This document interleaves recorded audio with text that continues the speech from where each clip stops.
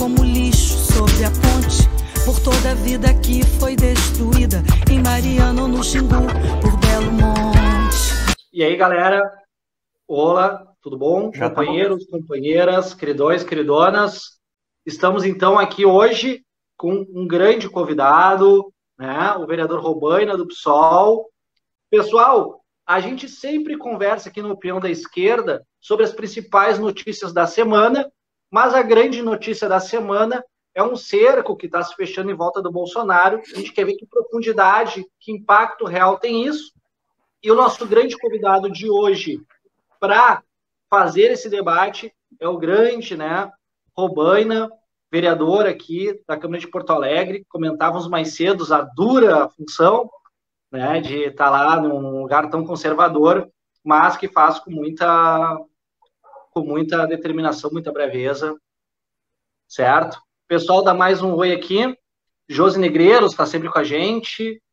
Olair Severo. Vamos começando, então, pessoal. João Carlos, companheira Ariane, Fábio Ruschel, Paulo Felipe, Olair. Boa noite para todo mundo aí também. Gustavo Rotuno da Rosa, também, auditor da Receita, fiz uma live com ele ontem, muito boa live sobre economia. Bom, vamos começando e, primeiramente, novamente agradecer aqui a presença, então, do Robaina, né, nos deixa muito feliz, muito alegre, e já trazer a primeira provocação, o primeiro debate aqui para o Robaina, para o Rodrigo, que é o Bolsonaro numa maneira mais ideológica, mais na geopolítica. A gente viu surgir uma série de movimentos pós-crise econômica se aprofundarem, movimentos ultraconservadores. Pô, na Filipinas, o Ricardo Duterte, a gente vê na Hungria, Orbán, na Polônia, nos Estados Unidos, com o próprio Trump. Então, a minha pergunta, a minha provocação é se essa crise econômica que começou em 2008 foi terreno fértil para surgir movimentos, né, ultraconservadores. E a segunda reflexão para nós aqui é se esses movimentos ultraconservadores eles são articulados, visto que a mesma pessoa que que ajudou na campanha do Trump, que é da supremacia branca, aquele movimento com todo aquele histórico racista, né, Rodrigo, né, Robaina, ele também, né, vem aqui para o Sul para ajudar o Bolsonaro na campanha dele. Então, se foi uma ocasião, se existe uma articulação, e também existe um bloco, já também, que defende mais ou menos a família, que defende essa história, essa narrativa dessa globalização conspiradora, que tem 3 países, que é a Hungria, a Polônia e o Brasil. Então, um pouco aí, o que vocês acham? Quem dera defendesse a família, né? Sim, exatamente. Né? Quem dera. Quer começar, Robaina, então, trazendo essa reflexão desse conservadorismo mais amplo, mais geopolítico, e como é que o Bolsonaro, tu vê que está nessa história aqui no Brasil? Então tá, pode ser. Primeiro, Bernardo, obrigado pelo convite, e Rodrigo também. Tá como é o nome da camarada? Raoni. A Raoni era para estar aqui também, né? Mas ela está nos bastidores aí, garantindo que a atividade está... Aparece aí, Raoni, para dar um oi aí, de repente. Pessoal, eu sigo aqui. A Raoni é a alma do programa, Raoni. Não, mas é muito importante. É importante que vocês tenham essa iniciativa, e o Rodrigo entrou em contato comigo, e eu aceitei, porque acho que é útil que as pessoas como vocês desenvolvam um canal, desenvolvam um debate, ajudem a fomentar o debate público, né?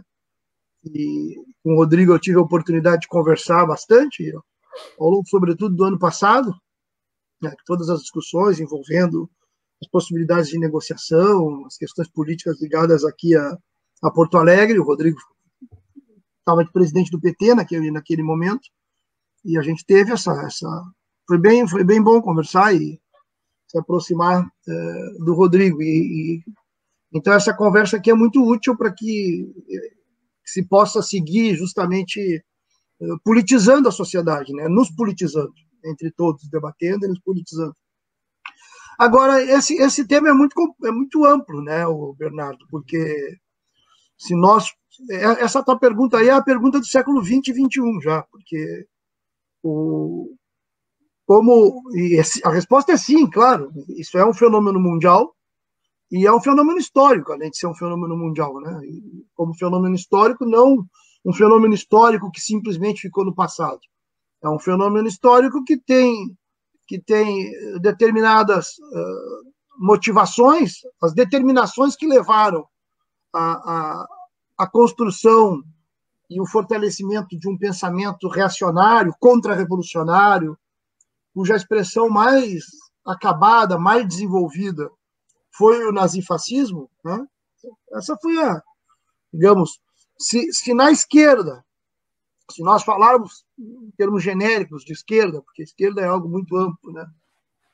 Vocês sabem que essa é uma discussão também, esquerda, centro-esquerda, extrema esquerda, mas de toda forma teve dois grandes movimentos, o comunismo e a social-democracia, e no início do século XX.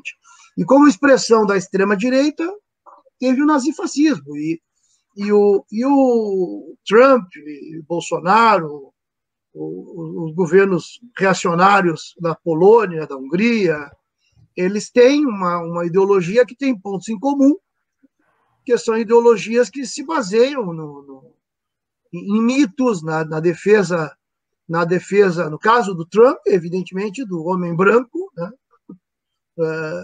Então tem um componente machista, racista, na defesa da pátria, na defesa da exclusão do outro, né? Todos que não são brancos, que não são homens, e uma certa ideia de poder também de algum tipo de religião, né? A gente sabe que nos Estados Unidos, desde os anos 80, se desenvolveu uma ala de direita muito forte entre os fundamentalistas, protestantes e cristãos, né? Os católicos. O fundamentalismo entrou numa parte da religião, numa certa ideia de fim de mundo, de Armagedon, então, da luta do bem contra o mal. Isso veio já veio da época do Reagan, isso começou nos Estados Unidos, se desenvolveu uma corrente de extrema-direita desde os anos 80. No primeiro momento, essa extrema-direita tinha como objetivo, digamos, o mal naquele momento era a União Soviética. Ali ainda era a União Soviética. Tinha um projeto da Guerra das Estrelas, né, da Guerra que o Reagan fazia, foi um projeto que investiram muito dinheiro nisso, e depois isso foi renovado, né, a partir do Trump, foi a atualização, digamos, disso. Obviamente que esses movimentos não ganham força sem explicação nacional, tem explicação nacional, e por isso que nem todos os países a extrema-direita tem a mesma força, né, porque não se pode explicar simplesmente esse tipo de movimento por conta da questão mundial. Então, o bolsonarismo tem um vínculo internacional, mas ele tem também uma explicação local, né? E eu acho que é muito importante a gente ter em conta, porque, de fato, são projetos perigosos, são projetos que representam a liquidação de liberdades democráticas, que representam a liquidação da possibilidade de uma organização do movimento dos trabalhadores. É lógico que o nazismo e o fascismo, quando eles surgiram, eles foram respostas a revoluções, basicamente a revoluções que no final acabaram derrotadas, né?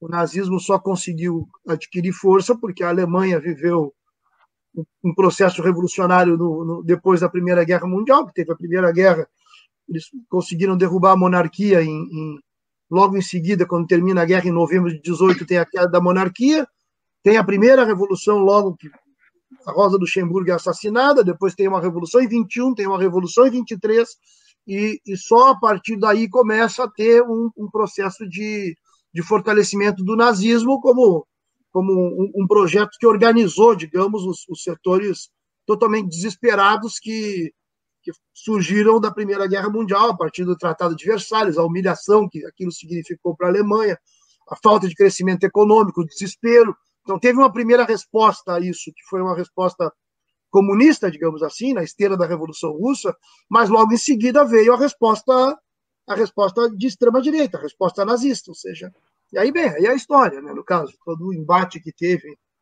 para que o nazismo conseguisse finalmente se consolidar em 33.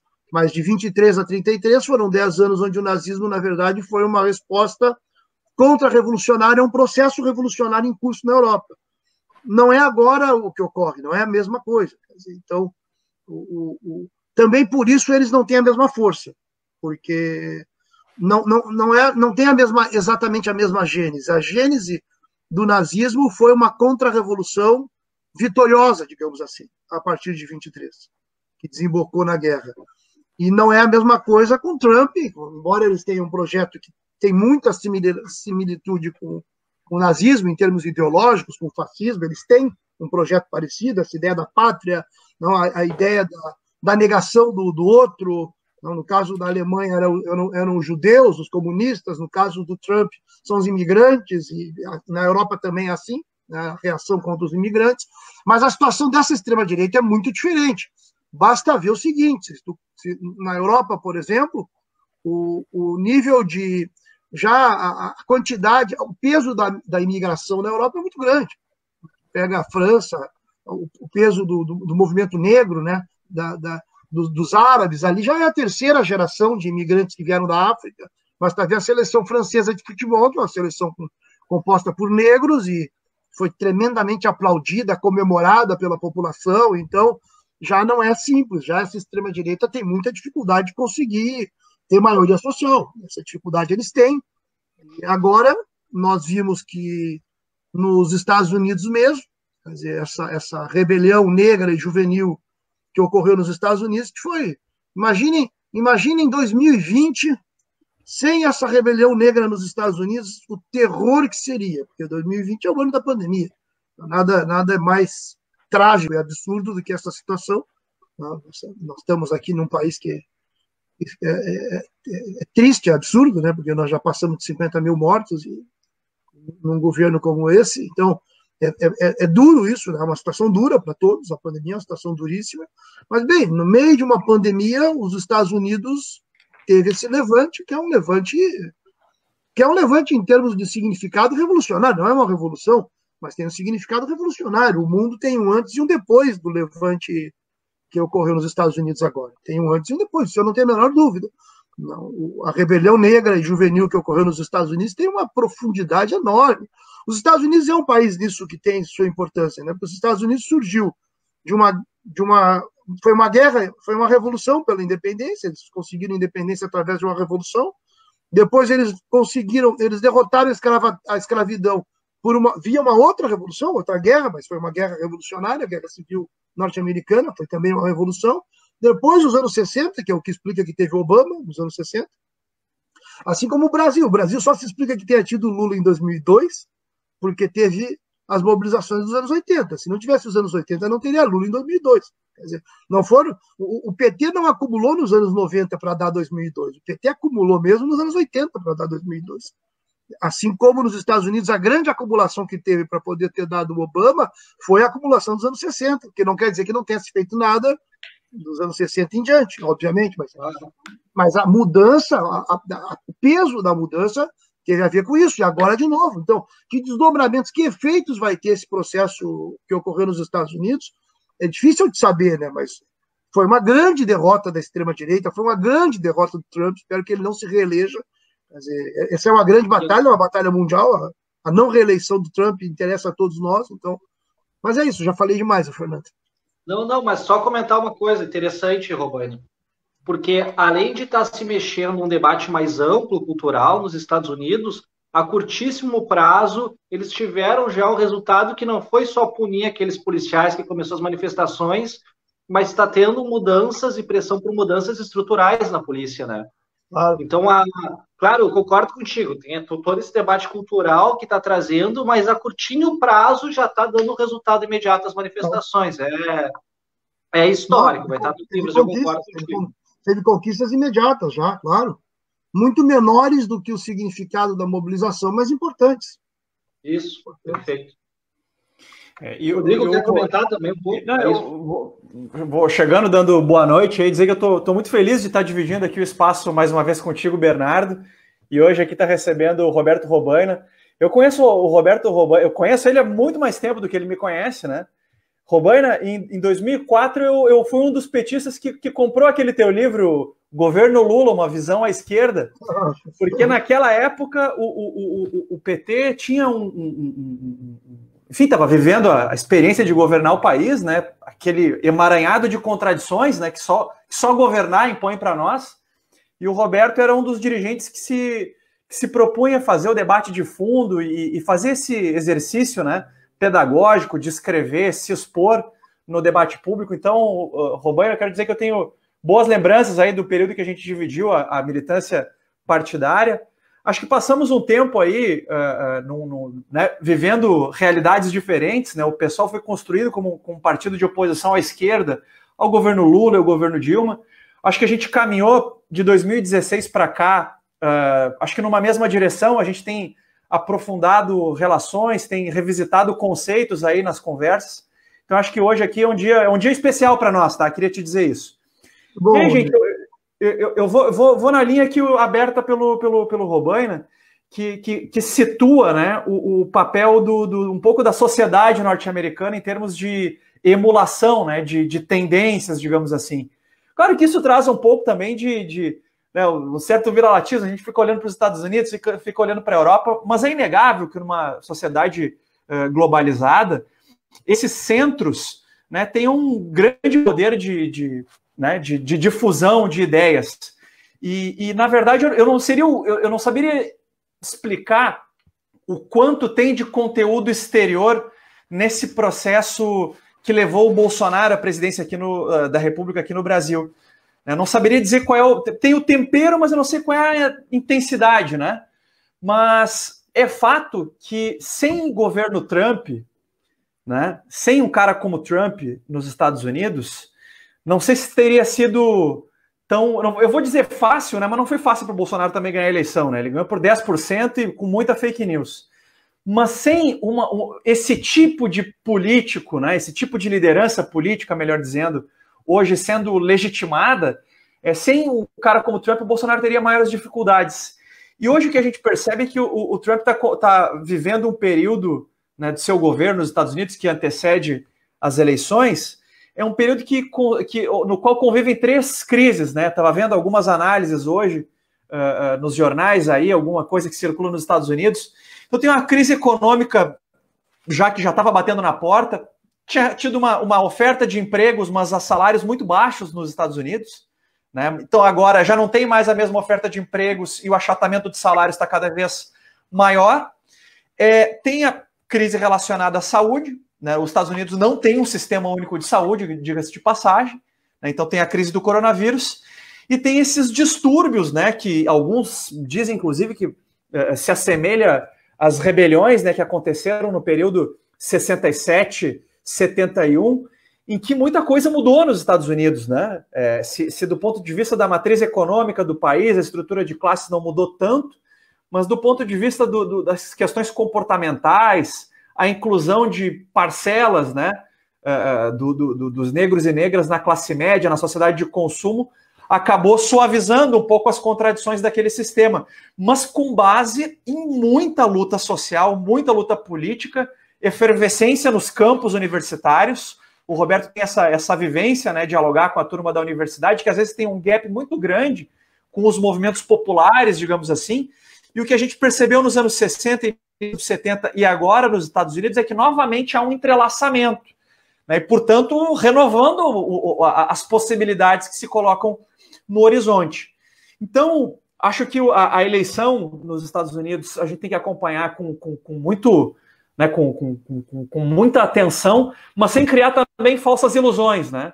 Porque o Joe Biden vai tirar a China do foco e botar a Rússia, e daí para nós ir para uma escalada de guerra, eventualmente, inclusive, entre Estados Unidos e Rússia, ela é muito, muito possível, porque a Rússia, diferentemente das tensões que os Estados Unidos têm com a China, que são mais no âmbito comercial e que elas acabam se acomodando até pela estratégia chinesa, com a Rússia não tem essa interlocução. Não há essa interlocução. Né? Então eu queria situar, acompanhando o raciocínio do Robaina, nesse aspecto do que significa o que está acontecendo nos Estados Unidos para nós. E aí eu queria ensaiar uma entrada naquele que é o nosso centro da discussão de hoje, que é tentar responder essa pergunta. Eu falei com o Bernardo um pouco antes de nós começar aqui a live, ele disse, olha, eu não vou arriscar se ele vai cair ou não, mas isso que diverte as pessoas, né? Muita gente estava, quando eu avisei que ia estar, eu quero ver o que o Robaina está achando, né? Será que ele vai acertar se o Bolsonaro vai cair ou não e tal? Então, bom, hoje é a oportunidade. Hoje é a oportunidade. Mas é o seguinte... Vou lutar para derrubar. Vou lutar para derrubar. Acenando o filé. Vou lutar para derrubar, isso aí. Agora se vai, vamos ver. Eu queria começar sinalizando algumas referências para ouvir vocês, o professor Bernardo e o Roberto Robaina depois. O que nós temos, né, hoje? O governo Bolsonaro está vivendo uma crise de saúde que ele nega, né, mas ela é real, né, ela está colocada para todos nós. Hoje até eu fiquei procurando acompanhar como é que vai ser o posicionamento do Marquesano no fechamento do comércio aqui na cidade.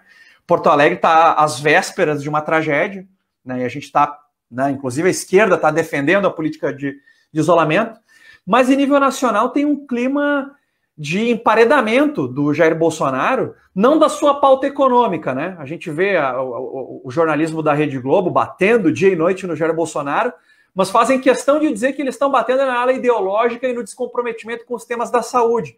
Enquanto isso, as questões de ordem econômica continuam sendo, né, tocadas adiante. Uma delas aqui, a privatização da CEITEC, aqui, a finalização dos trabalhos da CEITEC aqui no Rio Grande do Sul, é uma das suas facetas, e tem essa disposição do Jair Bolsonaro em tentar contornar o movimento do impeachment, que parlamentares do PSOL pediram, outros do PT pediram, o PCdoB está fazendo debate sobre isso, né? E ele tentando colocar setores do governo... O PCdoB não pediu impeachment ainda?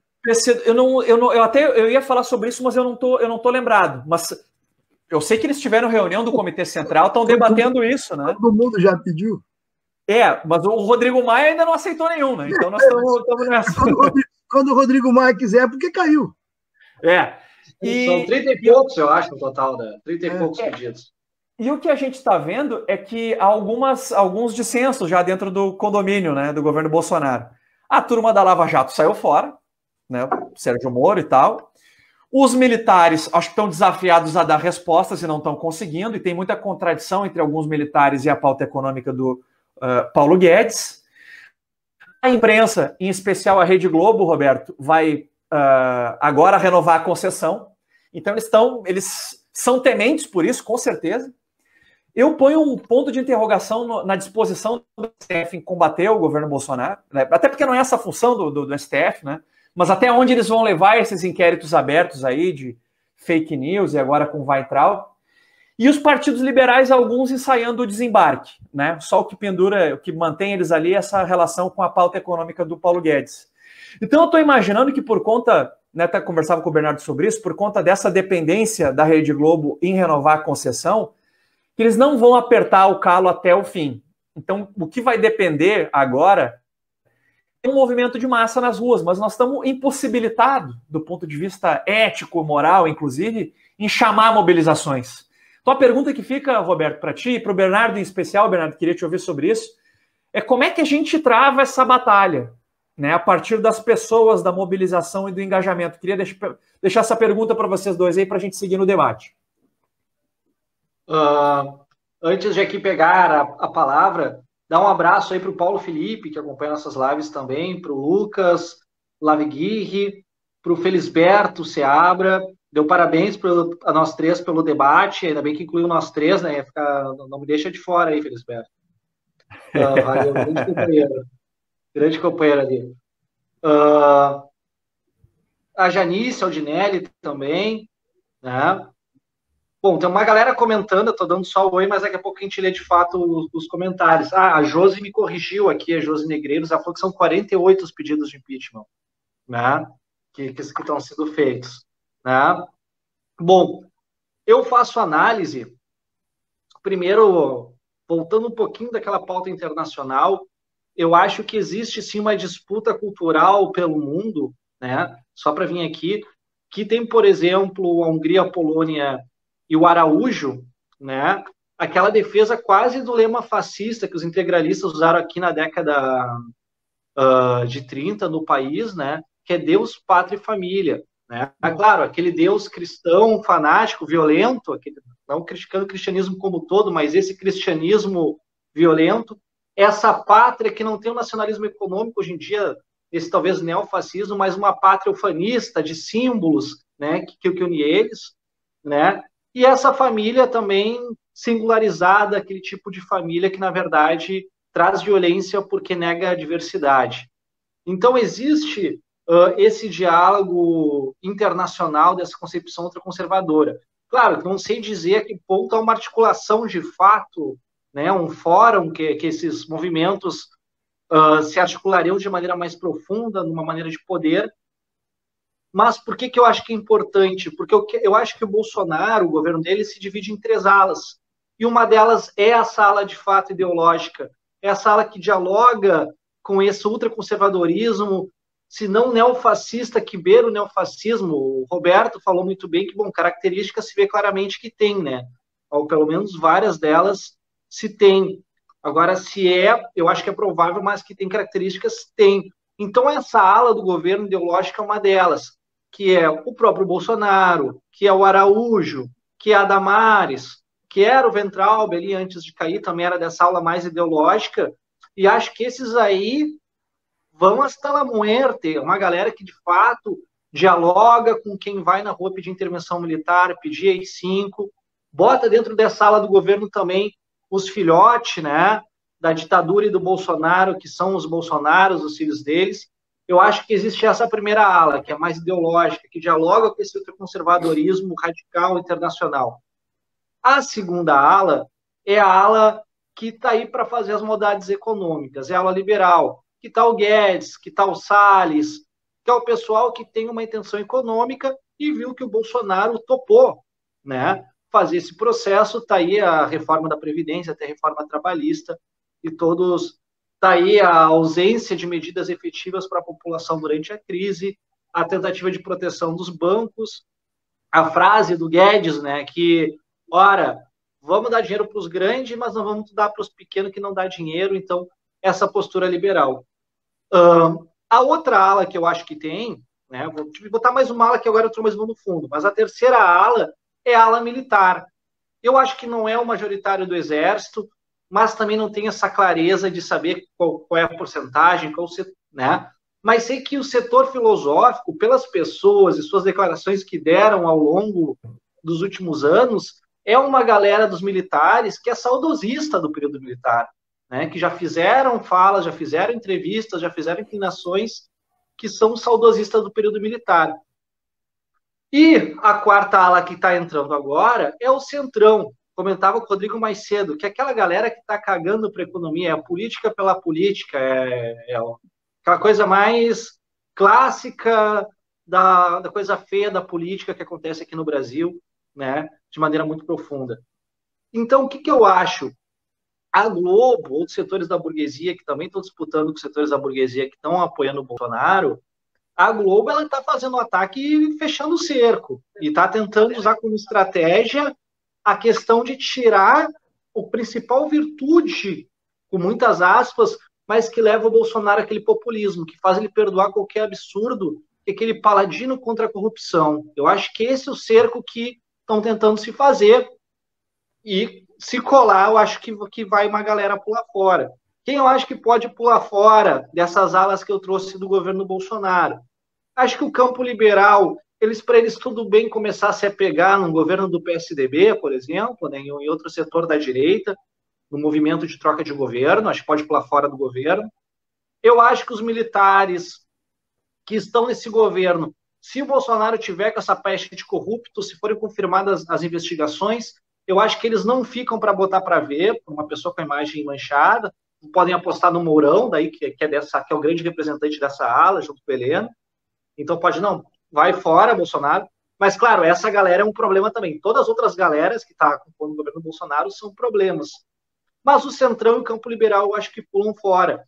Então, eu acho que existe, sim, a possibilidade, com uma pressão das investigações, e a gente fazer essa disputa cultural nas redes sociais, E claro, concordo contigo, Rodrigo, seria muito melhor se tivéssemos as ruas agora de forma mais pungente, sem o vírus, para empurrar o Bolsonaro para fora. Mas essa é a minha análise. Eu acho que dessas áreas que estão sustentando o Bolsonaro ainda, para o Centrão e para o campo econômico pular fora, eu acho que é fácil. Agora, os militares, se conseguir botar essa pecha de corrupto, é capaz de deixar só mesmo aquela porcentagem mais fanática ali, representada pela Damares, pelo Araújo, ali, o ministro das Relações Exteriores do Bolsonaro. Então, esse é meu análise. Se conseguir botar essa pecha, essas investigações, a gente tiver essa pressão, bom, daí se a gente tem o Centrão, daí o impeachment tem chance. Não sei o que tu acha, Rodrigo, Robaina? Rapaz, tem que falar.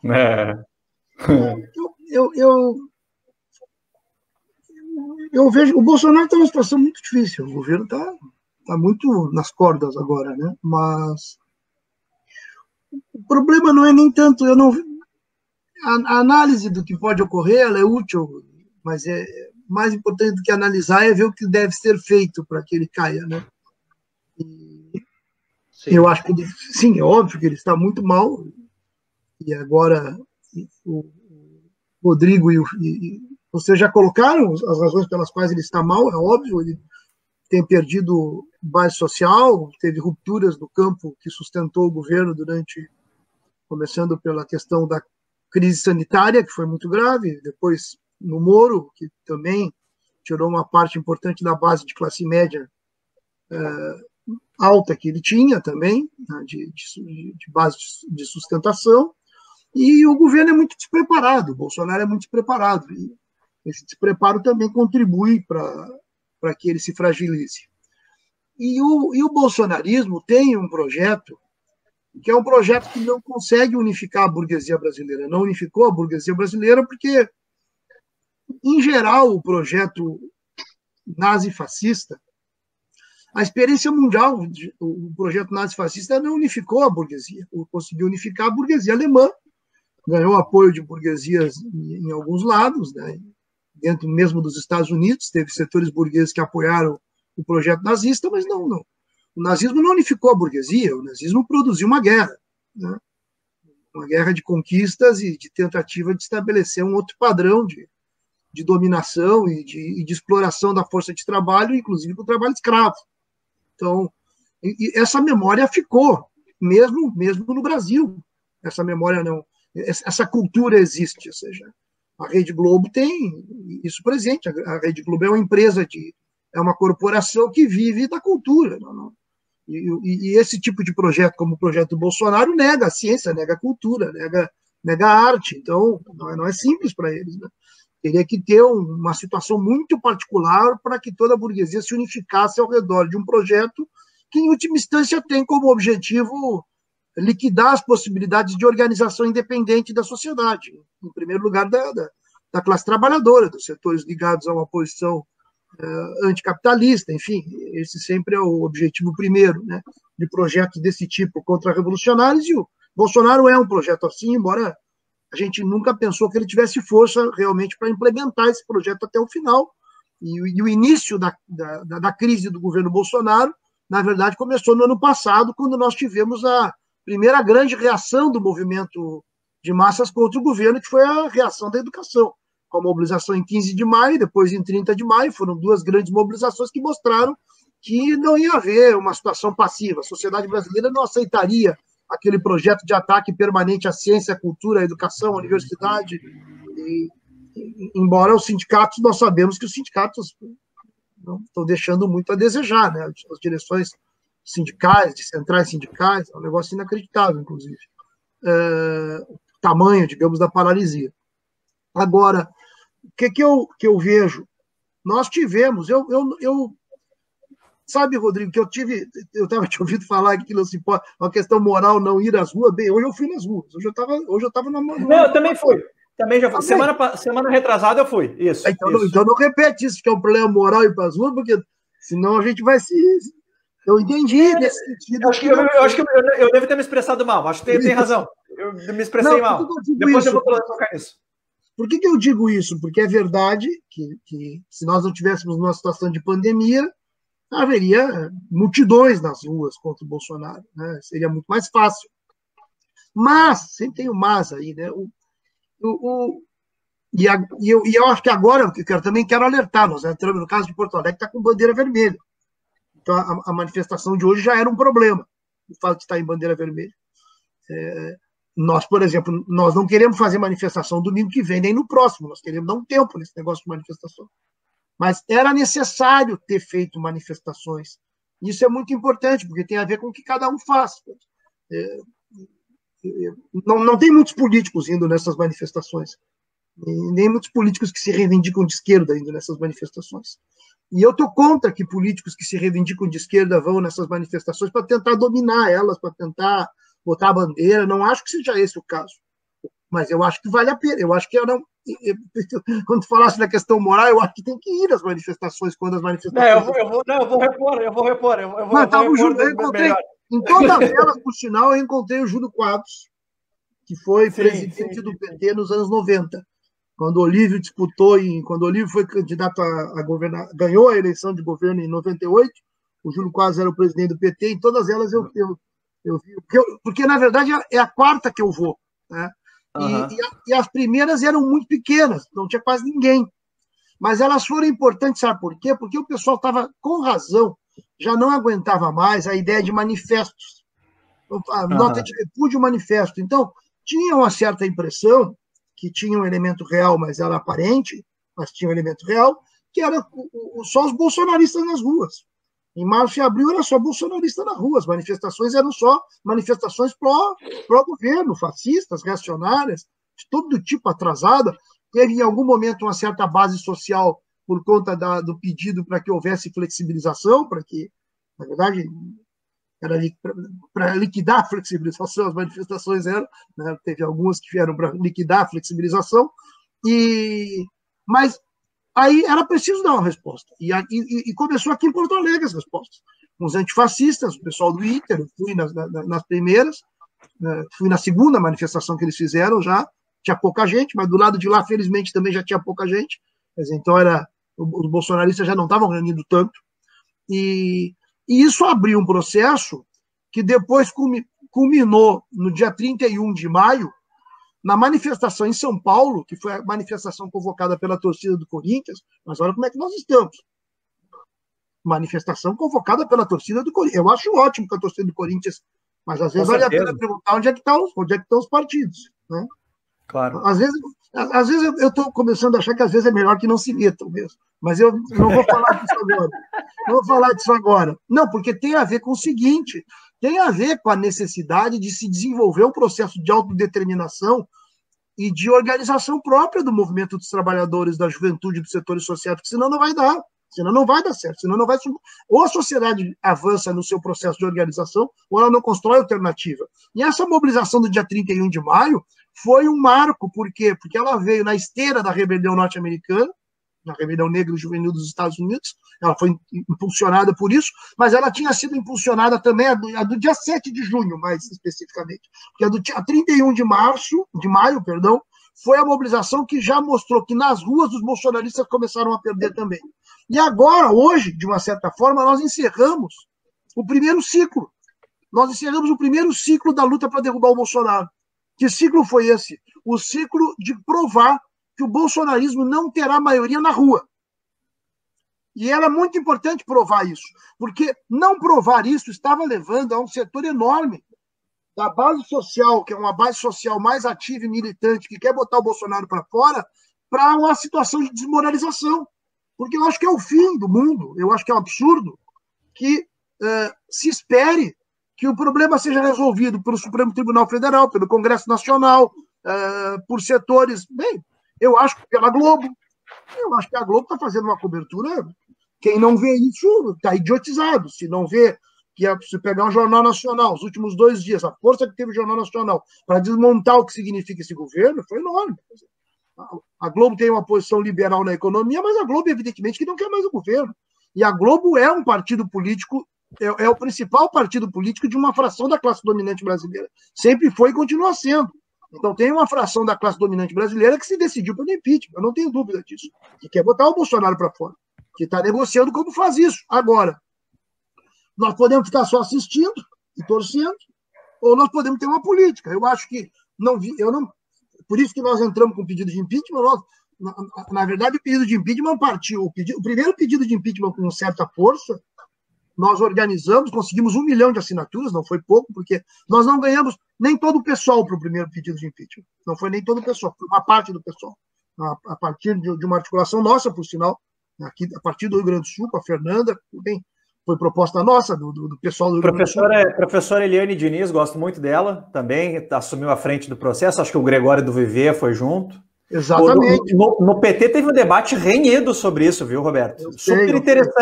Super interessante, por conta do golpe de Estado de 2016, entendeu? Toda aquela vem cá, como é que nós vamos entrar nesse negócio? Sim. E por incrível que pareça, o Lula estava que era um leão, não, agora é o momento de ir para cima dele, sim. Mas ele é um cara de partido, né? Então, sabe como se conhece? Sim, não, normal isso. Bem, são debates, porque nós estávamos conversando. Eu estou num canal que é um canal petista, né? E a gente não é petista, não. É um canal você viu, Roberto? A sua crítica aqui é bem-vinda. Tua crítica é bem-vinda. Não, mas eu não tenho problema. E tu sabe como é que eu sou? Quando não é bem-vindo, vai falar igual. Se eu achar que devo, pode não ser bem-vinda. Mas não é o caso. Não é o caso. Eu sei que é bem-vinda e também não é meu objetivo ficar fazendo aqui o que eu queria só chamar a atenção é que também, eu quero voltar ao início, porque nós temos um nó, porque tem um tema que é como se faz a luta para derrubar o Bolsonaro, que isso é o mais importante. E aí envolve unidade de ação, frente única, manifestação de rua, trabalhar nas redes sociais, fazer alianças as mais diversas possíveis. Aí tem todo um trabalho pela frente de construção do fim desse governo, porque mas depois nós temos, porque tem toda uma discussão que é geral, entendeu? Então, nessa discussão geral de como é que nós chegamos até aqui, tem muita importância o balanço. Por isso que eu acabei falando da questão mais do PT, porque tem importância o balanço, não é uma questão menor o balanço, a compreensão do que ocorreu. Isso vale para a história, né? E vale para a situação atual. E vocês, como são jovens do PT, eu estou mais velho que vocês, não é? Mas nem tão jovens, né? Eu já estou quase 40 aí, Roberto. Não é tão jovem. Mas por isso, essa discussão do futuro, isso tem a ver com o futuro também, né? Talvez a gente chegue provavelmente a gente não consiga debater muito isso no nosso tempo de conversa aqui, mas tem importância, né? Tem importância fazer balanço, avaliar. Eu acho que, quando eu falava que o problema dos partidos é que eu, sinceramente, vejo mal os partidos. Eu dou uma luta no pessoal. O pessoal é um projeto em construção, um projeto que não é fácil construir um partido político. Não. Nós reivindicamos muito ter fundado o pessoal, porque eu estou muito convencido que se não tivesse... Eu fico olhando, se não tivesse o pessoal, como é que seria a coisa da esquerda hoje? Como é que estaria a situação? Porque, sinceramente, eu vejo... E, ao mesmo tempo, nós estamos recém no início. O projeto nosso é um projeto que tem que se provar, né? Não tem nada provado. Mas, mesmo os limites do pessoal que tem, aí eu acho que nós estamos fazendo um grande esforço para construir um polo na sociedade, construir um projeto de esquerda mais consistente, mas eu vejo que a esquerda está mal, a esquerda está muito mal. Eu sou muito crítico do que a esquerda está fazendo de modo geral, né? Para tudo, viu? Inclusive do ponto de vista eleitoral. Que a gente não conversou aqui, provavelmente a gente não conseguia conversar nesse programa, inclusive pensando no futuro, inclusive pensando em eleições. O nível do debate é terrível, não tem debate, tem xingamento, muitas vezes. E como é que está a chapa do pessoal para a Câmara de Vereadores, Roberto? Tu que é um dirigente partidário. Estamos fazendo buscando os melhores ativistas, pessoas que estão dispostas a concorrer. Não é uma eleição fácil, né? Tu sabe que a eleição não é um terreno fácil. Por isso que eu acho, inclusive, que a construção de uma unidade contra a extrema-direita, ela não pode só ser pensada em termos eleitorais, ela também tem que ser pensada em termos eleitorais. Não se pode abstrair o problema eleitoral é importante. Ter ou não ter, a extrema-direita ter ou não ter poder faz a diferença, tanto que, nacionalmente, por exemplo, tirar o Bolsonaro é uma questão vital. É vital tirar o Bolsonaro.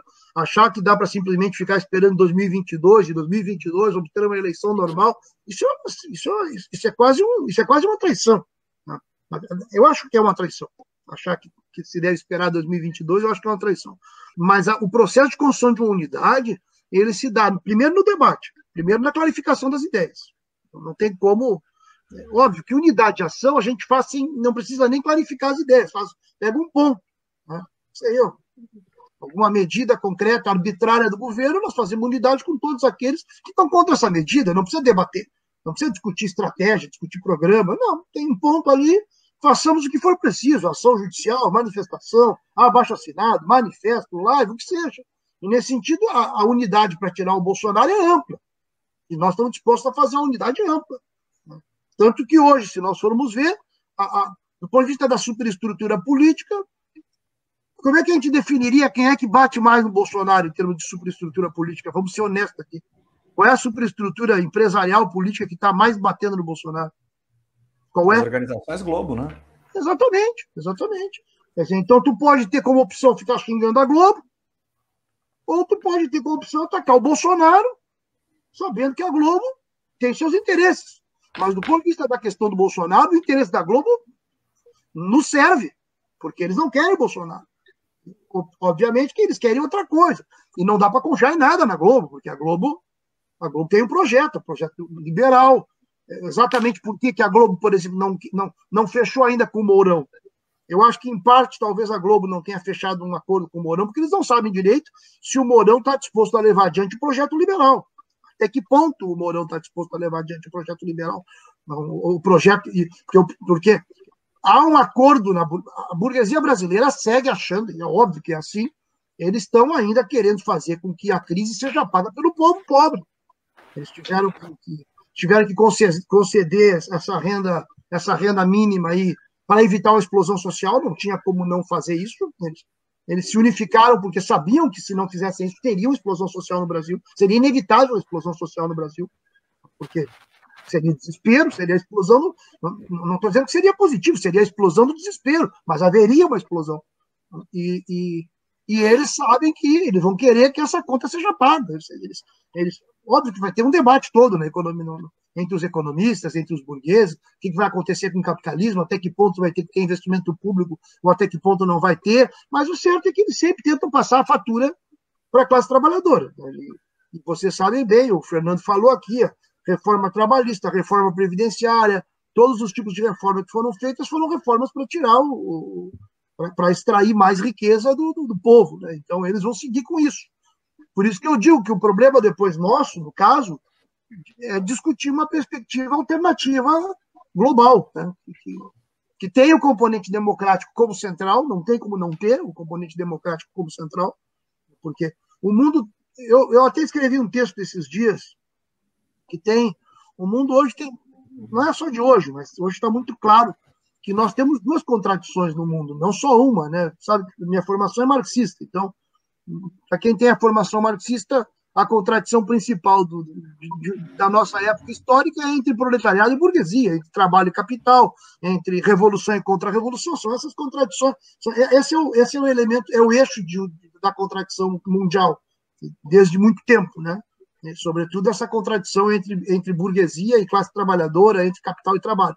Mas também hoje existe uma contradição que se coloca com a mesma força desse eixo de contradição, que é uma contradição entre obscurantismo, entre reacionarismo e modernidade. Porque o nazismo, o fascismo, o bolsonarismo, todas essas visões fundamentalistas religiosas, nessa ideia de pátria e propriedade e mito, não, ela está alicerçada numa ideia de a raça poderosa, a pátria poderosa, elas são visões obscurantistas terríveis, e elas são anti-iluministas na prática, elas são contra a modernidade. Então também há uma necessidade de defender a modernidade. Como nós tivemos uma experiência muito trágica a partir do stalinismo, as experiências revolucionárias que desembocaram na experiência stalinista, elas levaram a que houvesse uma identificação entre o comunismo e o obscurantismo. Então, porque o elemento da repressão, da falta de liberdade artística, da falta de liberdade para a cultura, da falta de liberdade para a imprensa. Então, muita gente aderiu à ideia de que modernidade é capitalismo só, porque não via uma alternativa anticapitalista que defendesse a modernidade também. E eu acho que é preciso construir uma ideia nova, uma ideia comunista que reivindique, sim, a modernidade, que não seja prisioneira de uma lógica de exclusão, de uma lógica de repressão. E isso, para nós, é fundamental, poder ter debates entre nós que permitam que a gente realmente avance numa compreensão do que ocorre. Então, tem um elemento que é a unidade de ação, que é básica, nós temos que fazer. Mas, além disso, nós temos que ter programas, e discutir programas, e ver as diferenças entre os programas, para poder avançar em um projeto, 2 projetos, enfim, no que for necessário para a gente poder ir construindo alternativas. Perfeito. Só deixa eu ler aqui alguns comentários, mas é isso aí, mestre, tô contigo. Mas deixa eu ler alguns comentários aí para o pessoal. O pessoal está escrevendo loucamente aqui, tá, pessoal? Então vou ler um pouquinho só, alguns aqui aleatórios. Muitos comentários. Muitos comentários. O Paulo Felipe, nós queremos fazer manifestação semana que vem, sim. O Bolsonaro não caiu. Daí a Adriele... Na semana que vem eu só não vou. O pessoal pode fazer. Na semana que vem eu não vou isso. Daí a Adriele dialoga com o que tu tinha falado da bandeira vermelha, Roberto. Daí a Adriele fala, é professora de educação popular também, a Adriele de espanhol. Ela fala, eu moro no centro e sou asmática, fui dar uma volta na quadra na hora da dispersão da manifestação e fiquei preocupada com o tamanho, pequenas aglomerações, muito complexo o tema. Ela trouxe aí que foi... A Janice Aldinelli é professora do município. Ela falou, lembro do Roberto Robaina e Júlio Flores quando foram diretores do Sindicato dos Bancários. Naquela época ainda existia sindicato. Procede, professor, então, foi grande. Sim, muito bem, isso mesmo. Bom, daí tem uma galera comentando, deixa eu pegar uma mais últimas aqui, só para que eu pegasse lá de trás. Bom, então o pessoal comentando da unidade, daí o resto ali, o Grossi comentando essa que estava trouxe para o debate por último, acho que é interessante, Robaina. Se permite comentar um pouco aqui também, Rodrigo, antes. Janice Aldinelli. Janice? Eu sei quem é a Janice, eu me lembro dela. Lembra? Me lembro, muito bem. Ela é minha tia, Robaina. Mentira, cara, sério? Tá? Eu acho que ela me lembrar o banco, rapaz, não me lembro o banco só. Ela foi diretora do sindicato. Eu acho que ela chegou a ser diretora na gestão nossa. Ou era ativista. Era ativista das greves. Isso aí foi nos anos 90. Sabe que puxa sindicato. Puxa sindicato. O meu problema é o seguinte, cara, isso é terrível. Mas puxa o sindicato dos bancários, eu já fico querendo falar do sindicato, entendeu? Aí é coisa de saudosista. Mas é bom, é debate bom, debate bueno. Mas aproveitando que eu estou com a mão na massa, o primeiro debate que a gente fez, o segundo debate que a gente fez aqui no Opinião à Esquerda foi com a Berna Menezes, né? Foi bem legal, que a gente debateu um pouco isso das manifestações, que era o primeiro ponto, e a gente debateu essa questão das torcidas organizadas, e como também não é um movimento específico do Brasil, né? As torcidas organizadas foram muito importantes no Chile, né? Lutando com aquele brutal liberalismo, e também na Argentina, quando começaram a bater no liberalismo do Macri. Então, é um setor social que de uns 6, 8 anos para cá está bastante ativo, está rolando esse debate, principalmente essa questão do antifascismo, né? Porque acho que começou a se fortificar o fascismo de novo com a crise e eles começaram a reagir também dentro das torcidas. E como é um debate legal, porque às vezes o pessoal fica baseado só naquele debate, o TRI de 70, a ditadura usando como o Brasil a meu deixo, como fortalecimento do regime político, mas, claro, o futebol é um reflexo da sociedade, claro que tem machismo, que tem homofobia, como tem na sociedade, como é um lugar a ser disputado também, né? E aqui no Brasil, de novo, a gente vê surgindo aqui das torcidas organizadas, assim como na Argentina, no Chile, bem legal isso, estava comentando que é quem puxou no início mesmo aqui no Brasil, né? E sobre a questão A vanguarda aqui em Porto Alegre foi a torcida do Inter. Isso, agora mas tem antifascista no Grêmio também. Não, tem. Hoje eles estavam bem organizados. Já nas anteriores já estavam, mas hoje estavam bem organizados também. Isso, São Paulo e aqui em Porto Alegre, foi as torcidas antifas, né? A do Corinthians e aqui do Grêmio do Inter. E, como se teve essa condição na Argentina e no Chile. E como o movimento social a ser disputado também, né? no melhor sentido possível do disputado, né? O futebol como um todo, né?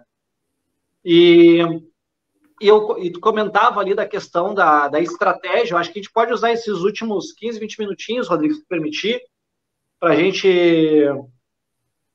15 minutinhos para a gente poder, então, ir para cima, porque eu acho que é legal esse debate, porque ele vai para a esperança, ele vai para tentar clarear um pouco o que a gente pode fazer.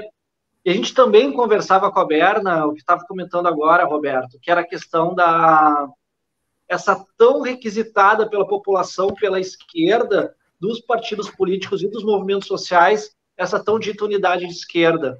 E, claro, todos nós somos militantes, somos cobrados na rua e com razão, né? Porque o pessoal está ansioso, o pessoal está apavorado, é derrota atrás de derrota já há alguns anos, né? Não só no Bolsonaro, né? De perdas de direitos.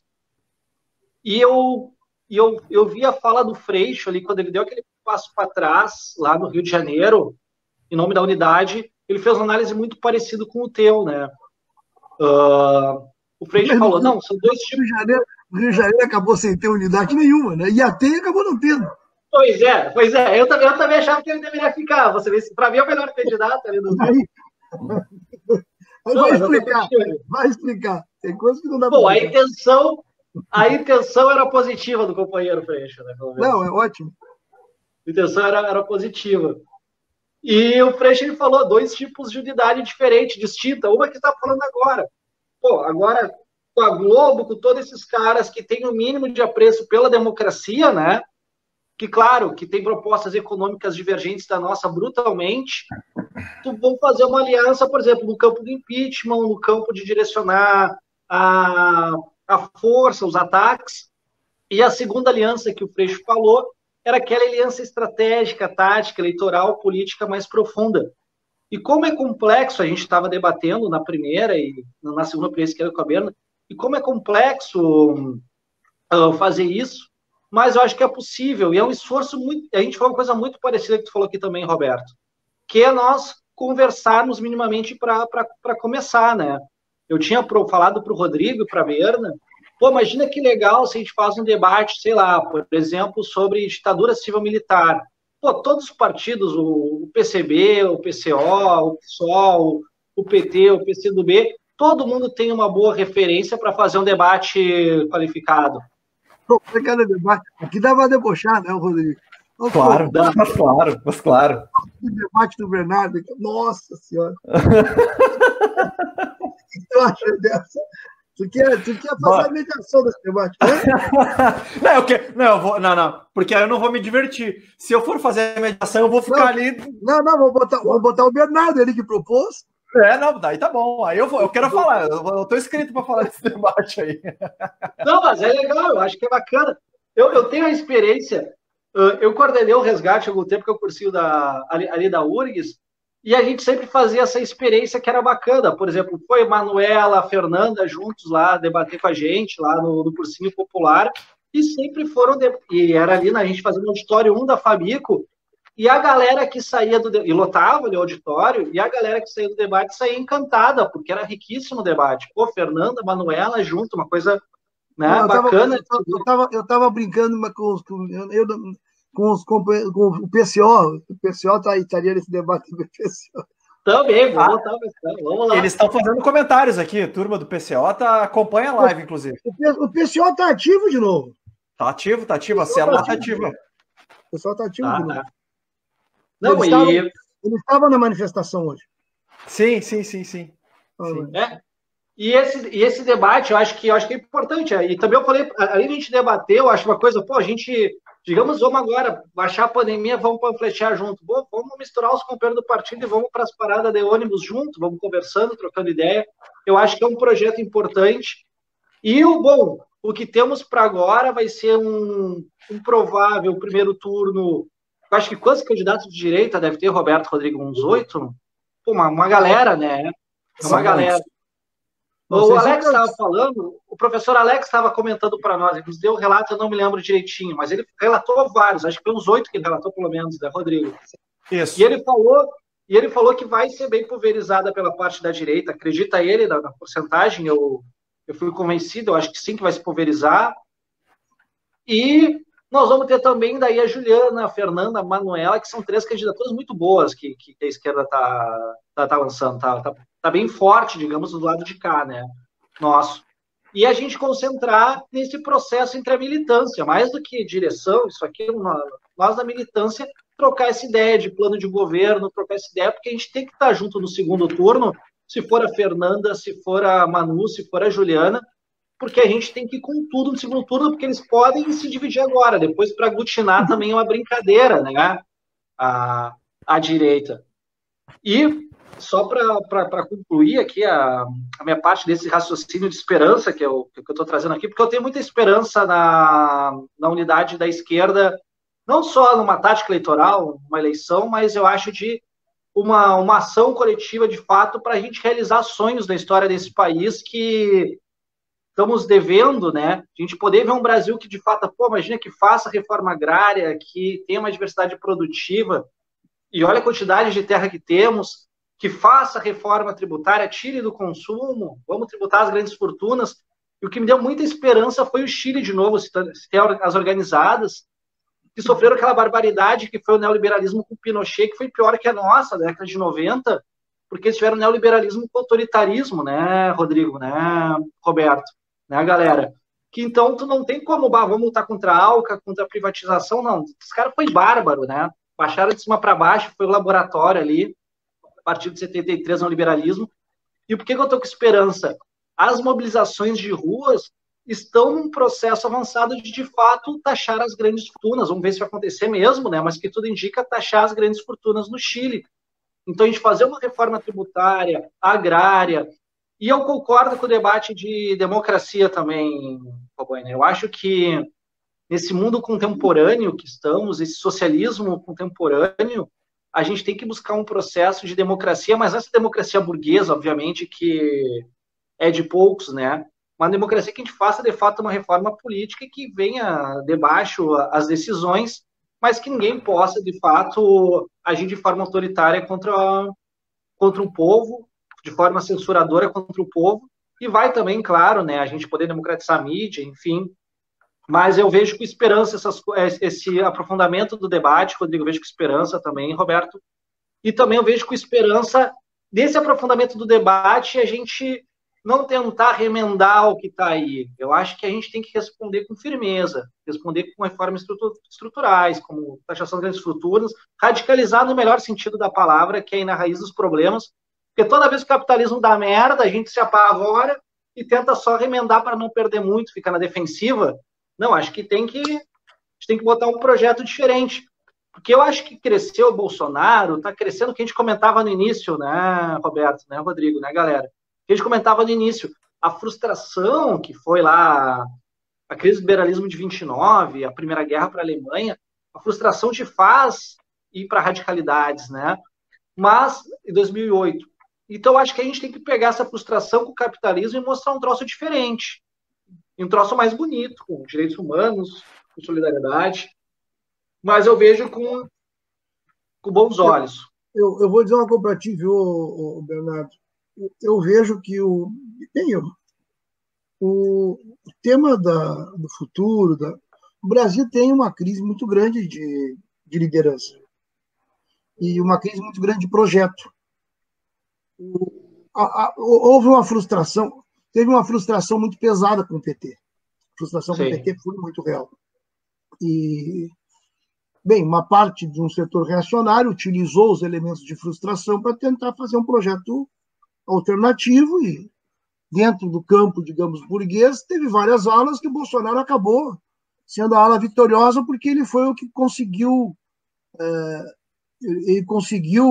canalizar mais essa indignação que num dado momento foi produzida pela burguesia. Mas a frustração, ela não foi só uma frustração produzida pela burguesia, a frustração foi uma frustração real. Foi um momento onde o processo que aparecia como uma mudança foi se estagnando. Né? Então, foi uma opção que o PT fez de governo, que é a administração do capitalismo brasileiro, e o capitalismo brasileiro tem ciclos. Né? E é muito difícil administrar, do ponto de vista burguês, quando o ciclo é um ciclo recessivo. E o Brasil passou a ter um ciclo recessivo a partir de 2011. O Brasil teve um ciclo recessivo que foi até 2000 ali em 2013, onde teve uma recessão.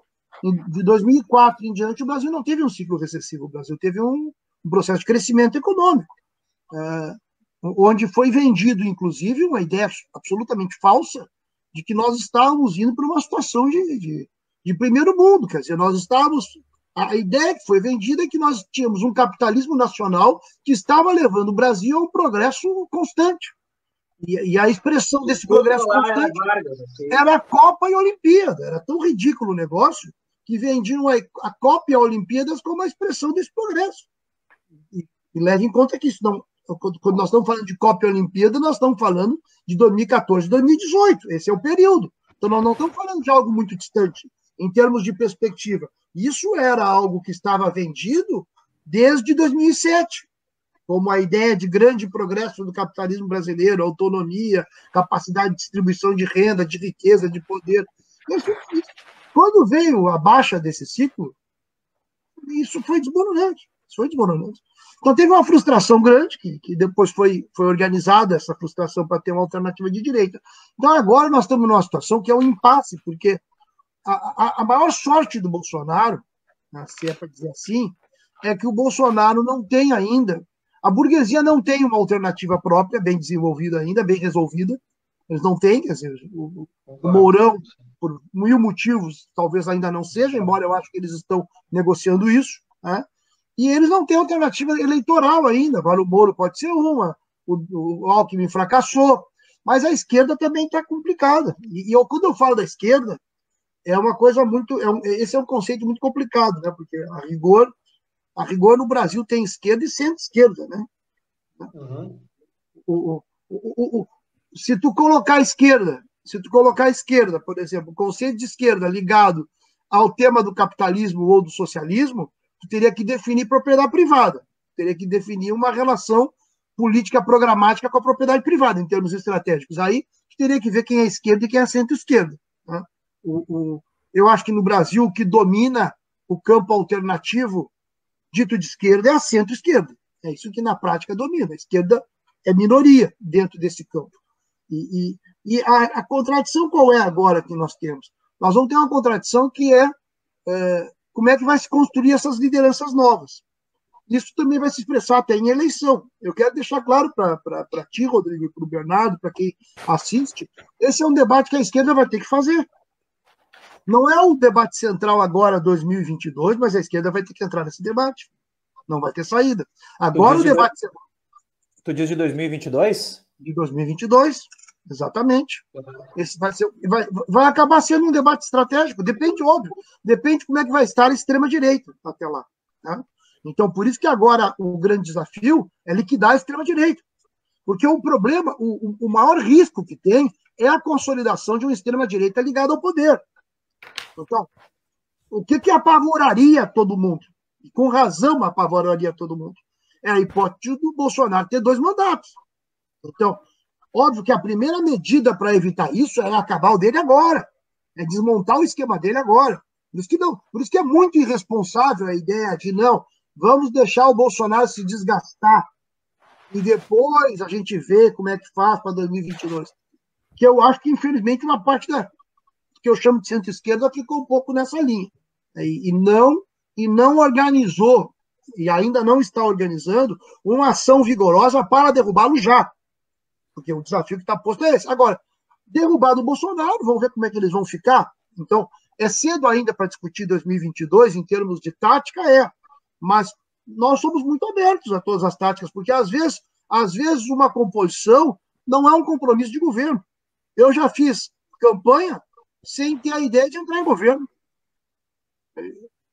Aliás, eu saí do PT quando o PT entrou no governo, porque eu achei que o programa que o PT estava desenvolvendo era um programa errado. Era um programa que ia terminar. O Rodrigo falou desse meu livro de 2003. Infelizmente, boa parte das coisas ali se confirmaram. Na verdade, em 2003, alguns diziam que era loucura. Né? Mas, infelizmente, acabou, no final das contas, nós tendo uma experiência frustrada. Né?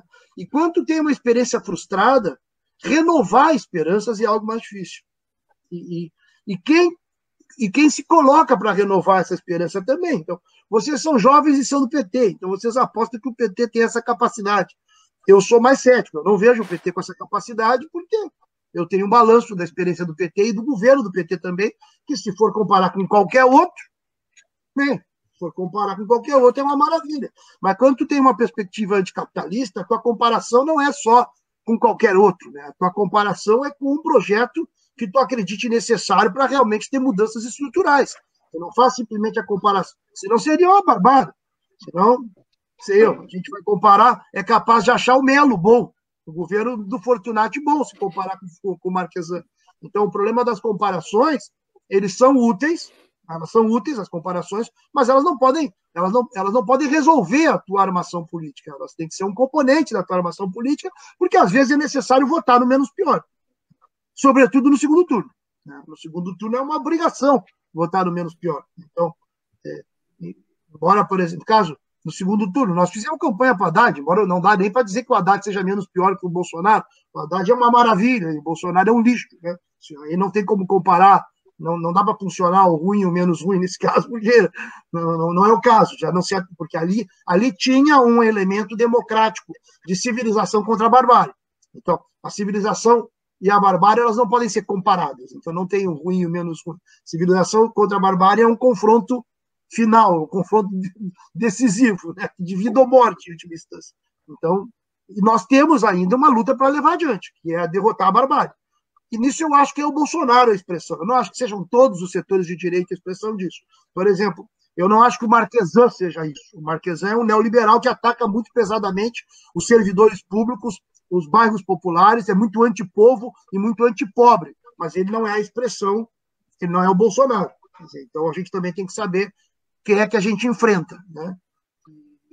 Mas eu acho que a gente teve uma semana boa, viu? Nós podemos comemorar, porque essa semana foi muito boa. Eu considero que hoje, a manifestação de hoje, ela foi o símbolo de um ciclo que a gente conseguiu tirar a maioria dos bolsonaristas da rua. Eles estavam com essa ideia de que eles estavam na rua e que na rua eles tinham mais força que a oposição. Isso está provado que não. Desmentido. Essa semana, com a prisão do Queiroz, é muito provável que a quadrilha, que a máfia essa esteja se desmantelando. Então, acho que a pergunta do programa aí, eu acho que sim, o Bolsonaro vai cair. Essa é a minha resposta. Acho que o Bolsonaro vai cair. Mas, mais do que analisar se ele cairá ou não, nosso trabalho é derrubá-lo. Então, agradeço a vocês pelo convite, pela conversa, e eu estou à disposição aí, quando for o caso, seguimos conversando. Beleza. Bernardo, eu quero fazer a minha despedida também, tá? Vou começar por essa questão das manifestações aí, talvez eu tenha me expressado mal. Eu estive, inclusive, numa manifestação há 3 semanas atrás, que foi um final de semana onde estava muito forte o debate sobre os manifestos e tal, e eu também estou entre estes críticos em relação a esse exercício dos manifestos, porque o que eu vi na maior parte dos manifestos, Rubano, é uma abstenção da pauta econômica. Se nós não for trabalhar para construir um leque de forças para retomar os direitos da classe trabalhadora tomados do golpe de Estado para cá, conosco é muito difícil ter aliança. Tá? Então, então nisso eu concordo muito com o Lula. Tá, a respeito disso. Tem que assinar um manifesto? Beleza, assina, mas é o seguinte, nós temos o nosso programa. Agora, vocês têm que uma hora pegar a conversa, vocês tinham que chamar. Pô, o Lula, rapaz, tem que dar uma explicação a hora para vocês, tia, do programa que ele fez no governo dele. Mas, olha... O Lula teve muita força, Rodrigo, que me espanta. O Lula teve muita força. Em 2000, segundo o governo, acho que ele estava muito forte, né? Até 2012, 2013 estava muito forte. O segundo governo dele muito forte. O primeiro governo, sim, mas ali a crise de 2000, a reforma da Previdência e tal. Para ajudar no início, pelo menos para debater um pouco reforma tributária, botar na pauta grandes fortunas, botar na pauta... Pô, pelo amor de Deus, podia ter ajudado a coincidência um pouco. Então, eu ia ser uma oposição mais tranquila, entendeu? Eu ia ser uma oposição mais... Claro. No que a minha análise converge com a tua, tá? Eu acho que se deixou um pouco de fazer a disputa ideológica, né? O partido ficou um pouco amarrado demais nas tarefas de defesa do governo, que eu acho que não é pouca coisa, mas tem um papel limitado para essa disputa de visão de mundo. E acho que ficou provado que as pessoas se mobilizam por visões de mundo. Não fosse por isso, o Bolsonaro não tinha 1/3 de apoio. Porque ele tem 1/3 de apoio, Roberto. Né? Tipo, a gente... uma minoria, mas 1/3. Vamos olhar para ali, para a sociedade. O projeto fascista dele tem menos. Mas...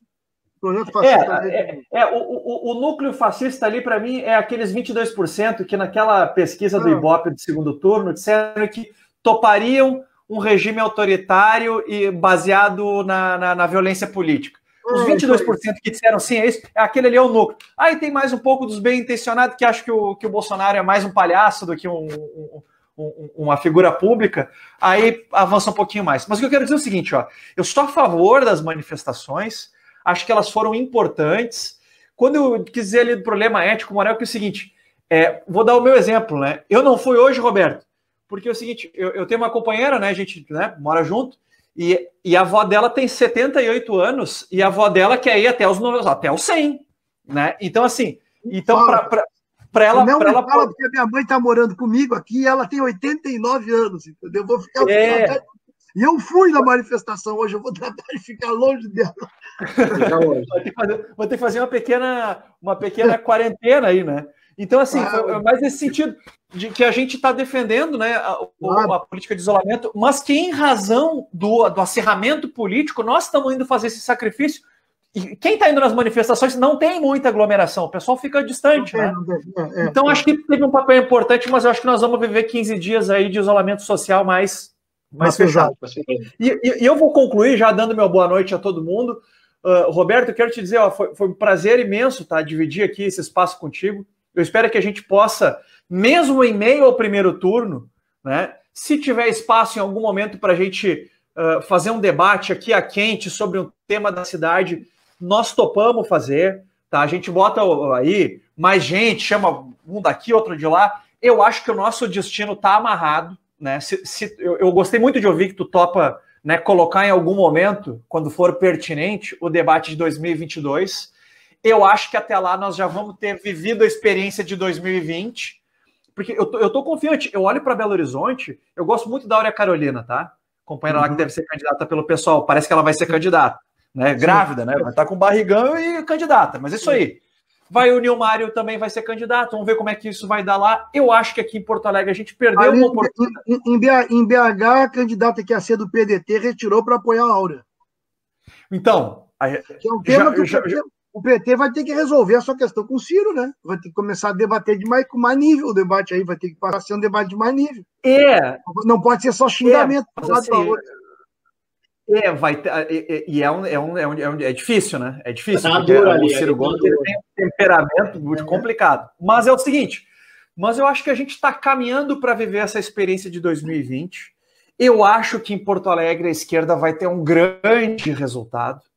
O Marquesan, eu acho que a pandemia, tornou o Marquesan um pouco mais forte, mas ele precisa disputar o eleitor bolsonarista que em Porto Alegre faz carreata, é um movimento um movimento de massa, digamos assim, né? Eles mobilizam gente, o Marquesan está de olho nesse eleitorado, e eu acho que vai ser um momento para a gente fazer esse exercício de diálogo estratégico diante do momento que a gente vai estar pedindo voto para os nossos candidatos, para a Fernanda, para a Manuela, para a Juliana, mas tendo esse sentido de golpear junto quando for necessário e a gente rapidamente no segundo turno, né, quem caminhar até lá, quem conseguir chegar até lá, a gente conseguir amarrar um programa mínimo para poder fazer, quem sabe, uma grande experiência aí de administração aqui em Porto Alegre, que possa colocar a esquerda num eixo de construção da unidade para 2022. Então, gente, para quem continua seguindo aí, a gente está com uma audiência boa ainda. E um abraço para todo mundo, Roberto Mazocco, o pessoal do PCO, o pessoal da Unidade Popular Socialista que passou por aqui. Um abraço a todos vocês. E a gente vai seguindo junto aí. Professor Bernardo, a bola está contigo para dar o tchau e para o Roberto Robaina, nosso convidado aí. O meu tchau está dado já. Antes de eu agradecer o Robaina, então, a gente se despedir, deixa só eu ler uns 3 aleatórios aqui, comentários, que foi muito comentários para a gente poder, então, também participarem. o Roberto falou, o que está faltando para as esquerdas é um programa mínimo que propõe mudança estrutural e um debate de projeto de nação. O Lucas Piton Clean, acho que o Pita foi meu aluno, ele está fazendo jornalismo, formado em publicidade, acho que ele é do PSOL, sim, o Pita, ele é bem legal, ele é um baita guri. O baita guri. O Pita falou aqui, ó, na minha visão, o problema do Brasil não é o Bolsonaro, é o bolsonarismo. Se elegeram na esteira dele 56 deputados, quase metade dos governadores. Depois o Pita fala, do jeito, mais ou menos, que tu citou agora do Ciro Gomes, agora, Robaina, do jeito que a esquerda se detona nas redes sociais, se cair o Bolsonaro, a esquerda não volta. Né? E daí segue defendendo ali a tese. Viu, pessoal? Briguem menos, todos nós vamos brigar menos, tá? Bom, daí segue uma série de comentários, né?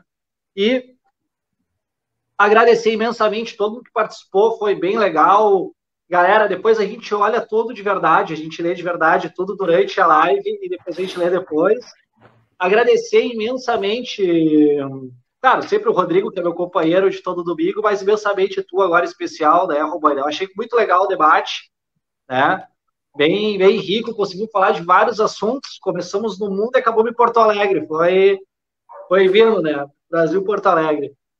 E, pessoal, não, e concordo, às vezes eu tenho bastante amigos que são do PSOL, Ciro, e do PCdoB, numa diversidade de partidos, do PCO, e tem uma diversidade de opiniões, né? No PT existem vários PTs e várias pessoas, e uma boa parte, claro, defende os projetos do PT que foram bacanas, que foram, de fato, para algumas pessoas revolucionárias, entrar na universidade, mas também tem essa crítica, eu também sou uns que acho que deveria...